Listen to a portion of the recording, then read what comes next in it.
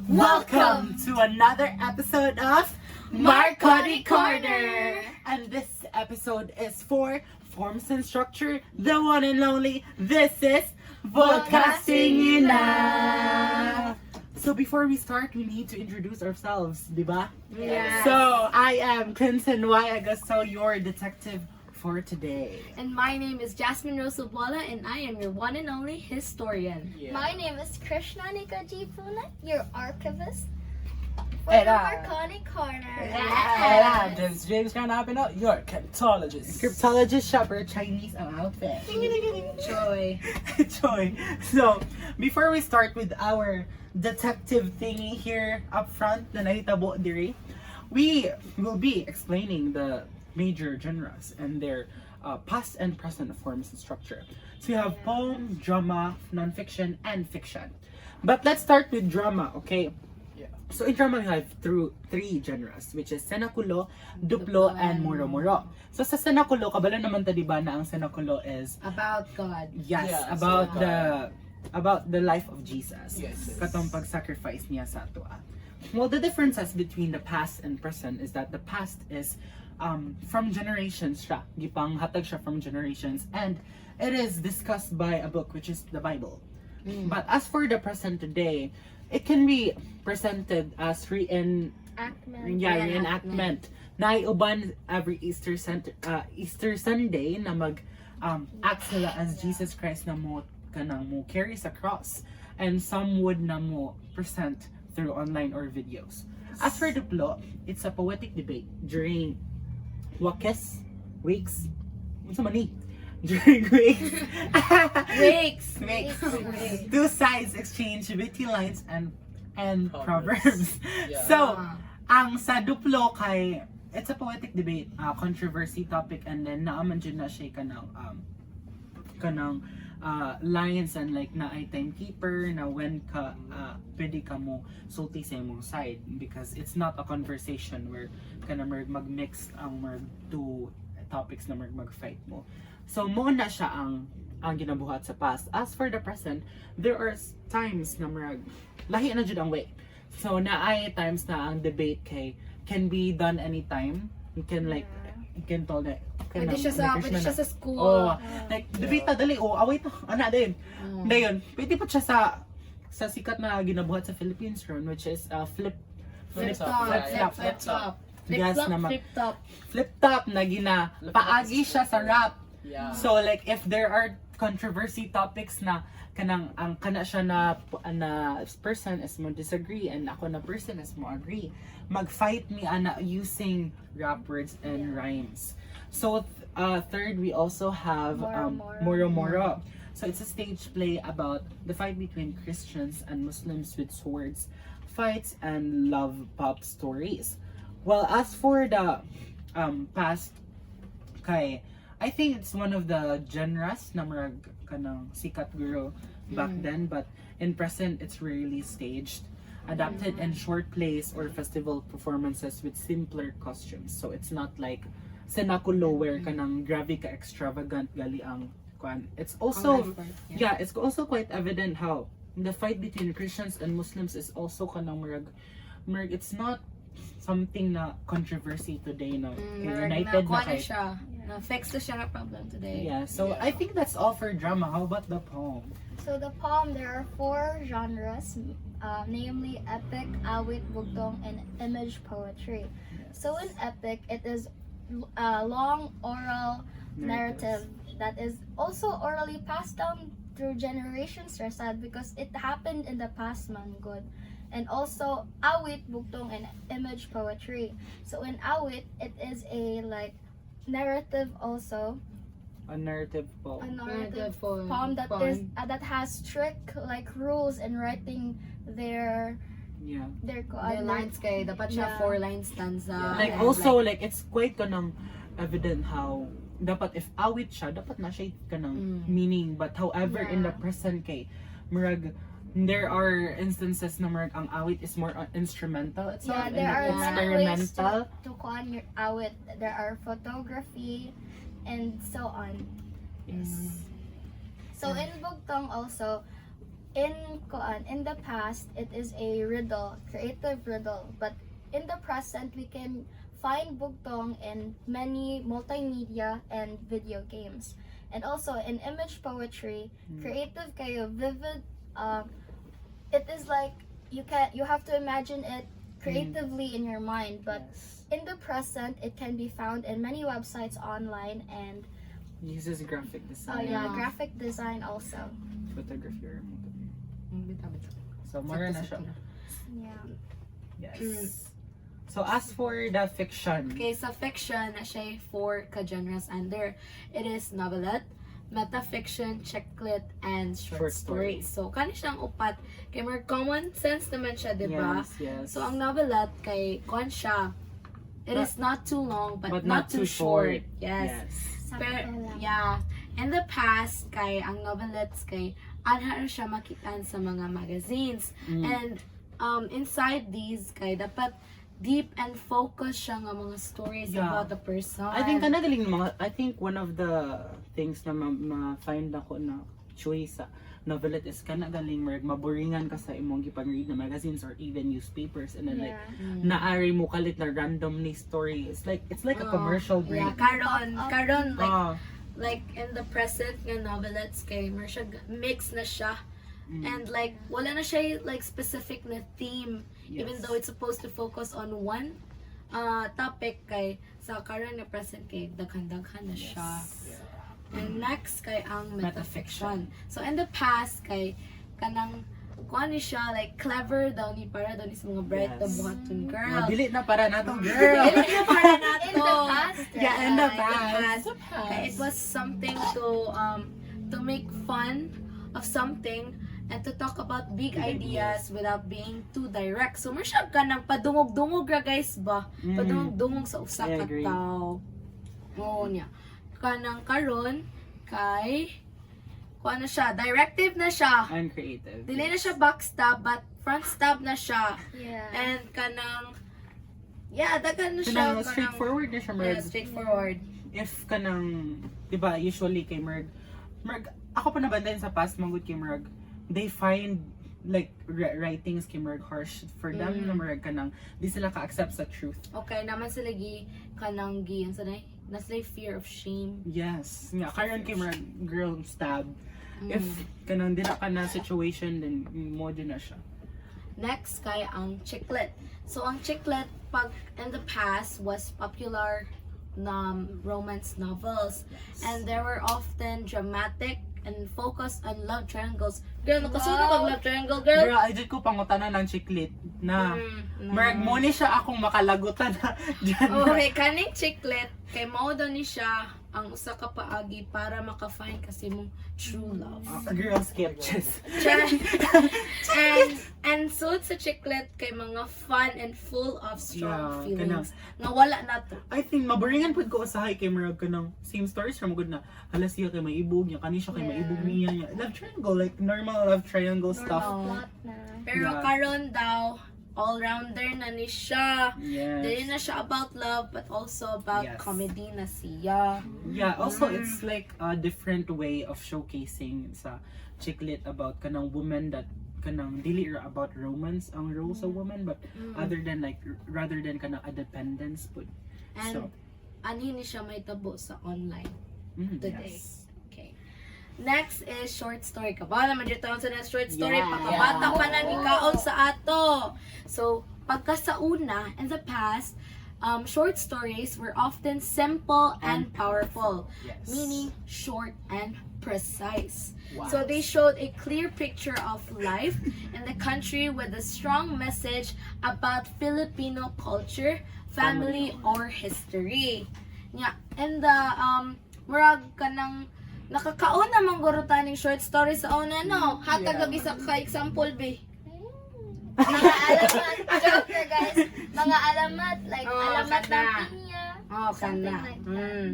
Yeah, and kanang modern nga mga short stories kay Very different na jud kay siya. Kay they can be broken up, jump around in time, or feel like a dream. So dili na siya kanang seryoso nga usa ka topic, guys. Kanang bisag asa na ni siya. It doesn't only revolve on like the culture itself. It revolves on city life, Yes. technology, and what it means to be a person today. Mo man jud Mas complex na ang idea. Yeah, kay Yeah. lahi ra jud ang present and past no, cause like past is more on like in tradition, like if kana uso kana ang i-follow. But as for the present, we're very diverse in our stories. Yeah. And in the past, ang ilang endings kay clear. Pero in the present, sometimes Kuan siya ang kana ilang cliffhanger. Cliffhanger Kaya siya. Cliffhanger siya. Naapoy ka ng My Story Animated. Yo! Na short story siya number. very, Very, very sikat. Yeah, kana kailan maguro mo na, di ba? Yes. I want to the door, Ella. More siya. Mo pa na siya. More to More to for for fiction. So for Next. non-fiction, Yes. di ba? Tulo, blog, essay, at memoir. So, dali sa vlog day guys, ang sinauna dali sa vlog kay mga diaries daw sa mga tao, written to printed columns. Diyon, ang kanina sa mga blog or vlog, kay mga text and heavy and follow career sequence of events. Pero, sa present karon mga vlog na, kaya nila, Yeah. Eva na, alawi. Okay. Ay, mga mama ninyo, nakita ninyo sa Facebook, nag-reels na. Reels. Kasi ninyong So mga today, na, guys- nauna na, gi-reels na mo. Reels na mo guys. Kalingog lang siya sa dunggan kay like, mapunta na kami sana at pumunta na naman kayo sa mga Alex kapoy siya usahay, you know. Di ba? Kuya na kayong vlog karon no, sa present. Wow, may sunog!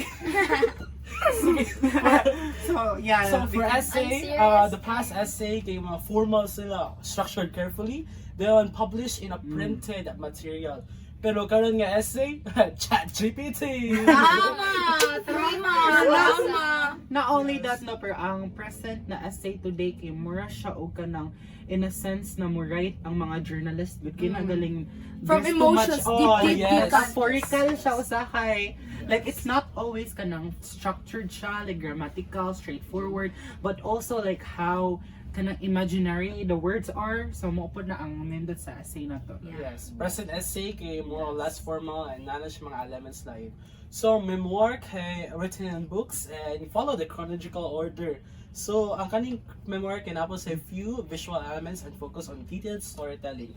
Pero sa karon nga present nga memoir kay kanang included na yung mga photographs like kanang nana siya sa digital media karon. So more Mostly siya kuan kanang ang more on difference sa past and present kay ang present kay more siya kanang very kanang factual guro kay more Yeah. naa naman gyud mga documents. Documents, yeah, yes. Evidences. Evidences. So I think that would be also for sa four different structures. For major, yes. Next. So we prepared a game although we don't know what the twist may be. Pero it's a detective game. We have this So- file here. So, na prepare na mo ani, guys. Okay, good. Asa ba na mo? Oh my gosh. Oh my gosh. Yeah. So we have some i-present good ang mga naong ara. So, under Mystery. this envelope, na yung mga mysteries. Yes, naapo diri gi-present na mo. The present would request to you. Okay. You see here? This is Kinsa La man eh. Batista. Kinsa siya. I think that's Francisco Balag. Yeah, that's Correct. Francisco Balagtax. Correct. An unknown person, which Another we have unknown never A non-person known. means Pre-colonial pre-colonial era. Next. That is, I think it is Yunel. you know? No, or one. Girl, he got jawline, girl. That's all I can say. Next, the one and only goat. Dr. Ostirizal. So ang story di ani kay there are two literary errors. kanang there are two authors Yeah, that two are authors. dead. This one. Si So, Jose Rizal And and Balagtas. Francisco Balagtas. Although, why namatay sila? There are no physical wounds, but look at their final manuscripts. They're torn apart and someone silenced their words. So this is a word from kanang cryptic code something lamang nami. So, unsa man na siya, girl? Is it just a murder or unsa? This isn't just a murder, pero this is a literary war. Oh my God. Dapat na tama question sa mga Mga suspects. suspects, So, yeah. kinsa to mga suspects? So we have 7 suspects in different eras. So start na to si Pre-colonial era. Sa ingon ni Ano siya na, we told stories through the stars, the wind, the trees. Then came the pen and paper. And they called us primitive. Okay. So, Krishna, di ba you ask? What did you ask from... So you recited them enough to kill? But then, naman siya na. We didn't kill them. We warned them. The stories must breathe with nature and not on page in books. So I don't know, unsa yung pasabot but it's kind of suspicious. So as for the Spanish... As for Spanish colonial era. So, Rizal and Balagtas challenged the church with their pens. Here's how rebellion, they corrupted minds. So, that sounds like a motive. So ano ba siya? I only burn books, not bodies. So what he was trying to say, Kimran, gineglect niya ang works but not the... Wala siya nagpatay. Yeah, I think so. Next, guys. We have the American colonial era, so Tom Harper. Where is he? I think this is Tom Harper. Ambot day. Ano siya na, nag-introduce na sila sa structure, education, English, and they elevated their forms. Pero what if ilang roots? Pero, she also said one side, which is Tom Harper, ano siya na nag-help them modernize. Yeah. Murder? No! I admire the results intellect. Okay. We don't know yet, so, okay, let's figure out that. So, Japanese era. So, wartime demanded loyalty. Poems were weapons. Results ideals inspired rebellions. Dangerous. Suspicious. So, you silenced him? But then, muna ang i-ask ni James. Then, ano siya na, in war, everyone is a suspect. So like, there's no one to trust here, honey. So, moving on to our contemporary era. So, ano siya na, men like them dominated the canon. Which iyan di pasabot is Jose Rizal, by the way. Where were the women, the poor, and the oppressed? So, is this girl trying to give us an answer? Oh my God. I also ask, did your revolution go too far? Because, of course, Jose Rizal was trying to help. Rather than neglecting the women, you know. Okay, ano ni ano tekla is? I fight with metaphor, not murder. So, nanasa sa digital era, or modern era. So, they hated online literature, called it lazy, not real writing said by another author from... So you deleted them permanently. Neo na no, I respected them but the world evolves. Which is true. Then the 21st century, which is the last suspect, said they spoke in verses of past oppressors, but we scream in syllables of new oppressions. Poetic, what did they say? So did she do it? Ano siya? You didn't kill them. The canon did. Yes, girl. So each suspect had a motive but no one had a chance. Unless the literal. So ato na i-figure out who exactly is the killer. Pero kinsa yung suspicion. But I feel like it's katong fem na era. Contemporary. Yeah, like very suspicious. Yeah. So kinsa man? Suspicious. Yeah, actually no. Like but why Jose Rizal? They all have the motive to kill. Yeah, I feel like ilang targets Jose Rizal knowing that he was really famous. And I think so. Yeah. Kaya wala. Dili man nato ma-identify kay Merton man jud kay. The jealous man jud kay Jose Rizal. Siya ba start revolution? So that's why. So, yeah, John works for me, bro. So wait. Ingon sa they find out that all the 6 authors wala ni patay ni Jose Rizal. And the twist is, Jose Rizal was not killed in the first place. The pen is not dead, it just it rewrites itself. So, is Jose Rizal really not dead? So, yes, wa siya namatay. But instead, the murder is symbolic. They were killed by changing literary eras. So, Bali. Not through violence, but they through were not killed by weapons, but they were killed through the changes of the world. Because each era has its own ideas, forms, and styles, and they try to erase or criticize the work of those who came before. So the murder is a metaphor for how new generations reject old forms as outdated. Yeah. So Bali, wala na to gi-appreciate ang forms and structure, and marag ni kalit na taog transcend to a new yes. structure. Because now traditional literature is forgotten. Yeah. In that form, they are killed. No, Yeah, bro. the changes So of walay the world. namatay, muna siya ang twist sa kanina case, but rather makita ang napatay. So muna siya ang proof and everything, bro. Pero wala na din namatay. Girls, like effort. So yeah, I think that would be all for our podcast for today. What have you learned, Jasmine, my historian? Okay, so I have learned that we should appreciate the past and the present literary structures. Although it's kanang kuan man, it's nice na to change ta for the better, for the improvement. Yeah. But it is also important na ato remember sa i-appreciate- past. Yeah, ato i-appreciate ang ilang works and their hard works para lang nga makaadto sila sa point nga mabago ang tanan. Because present structure cannot be a present structure without the past. Yes. So that would be all for our... Wait lang, girl. Lagi tayo icebreaker. Kasi giduka na niya to. Oh my gosh, what's the icebreaker? What's my icebreaker, James? I don't know, what's yours? Okay, let's play the game na lang na katong. I found a game sa TikTok. Ano bang kanta-kanta? Katong, what's kanta? The Beastie Rap? Katong galing. Katong, I have a name. Or I have a, oh, I have a friend. I have a friend. I have a friend. Okay, Yung dapat James. mo siya what's your What name? Roy? Jose Rizal. No, only one syllable. I don't know. Jose. Jose. Okay. I have an author whose name is Jose. Okay. I have an author whose name is Jose. Okay, go. Start. Okay, me. Okay, Okay. start. 1, 2, 3. I have an author named Jose. He drives a minivan called Coche. Oh! Kotse? Kotse! Dili mo mag-kotse sir. Nabi kotse. Okay. Kaya sa kalesa. Oh, lesa kalesa. Kalesa ba tawag yun? Yeah. First out, it's called Koche. Kotse na. Okay, 1, 2, 3, go. I have an author whose name is Jose. He was so cool, he used his bosses. Whoa! Yes, girl. Speaking of girl. Ian Ryan. Ano, hindi yun right oh. Okay. Bosses. Excuse me. Next, I have a friend whose name is Jose. He likes to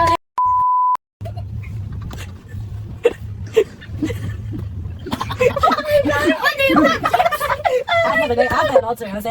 Binigyan kami ng isang rosas. Oh, yung heart ng Koche. Wala ko eh. So, the Okay, message, guys. so, the message. Ito lagi. Itong literary evolution. Hindi natin forget. Yeah. But even though we are the ones who use the weapons of change, we need to appreciate Appreciate the past. and present. Yeah, we should Yes. not criticize those literary genres in the past just because they are hard to kanang manipulate. Yes, Yes. true. So, I think that's another puzzle of figuring out what this subject is all about. So, nanatay another piece of puzzle na We have ma-form the na to. second Yes, piece we have the second piece, which is the forms and structure piece. So, that would be all. This is Vodcasting Ina! Bye!